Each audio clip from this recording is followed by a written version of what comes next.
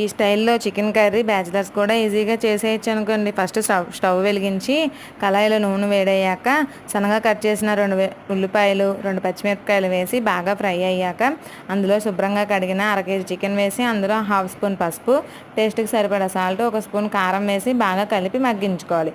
అలా మగ్గిన చికెన్లోకి అల్లం వెల్లుల్లి పేస్ట్ వేసి బాగా ఒకసారి మళ్ళీ కలుపుకొని మూత పెట్టి నూనె పైకి తేలాక అందులోకి 1 గ్లాస్ నీళ్లు పోసి చికెన్ గ్రేవీ దగ్గర పడే వరకు ఉడికించి అలా ఉడికిన తర్వాత 1/2 స్పూన్ చికెన్ మసాలా వేసి ఆ మసాలా అనేది చికెన్కి బాగా పట్టుకునే వరకు ఒక 10 నిమిషాలు ఉడికించి దాని తర్వాత అందులోకి సన్నగా కట్ చేసిన కొత్తిమీర కూడా వేసుకొని ఒక 5 నిమిషాల తర్వాత స్టవ్ ఆఫ్ చేసుకుంటే అంతే సింపుల్ అండ్ టేస్టీ అయిన బ్యాచిలర్స్ కూడా చేసుకునే చికెన్ కర్రీ అయితే రెడీ. దీనికి కాంబినేషన్గా గారెలు వేసుకొని తింటే సూపర్, అంతే స్వర్గమే.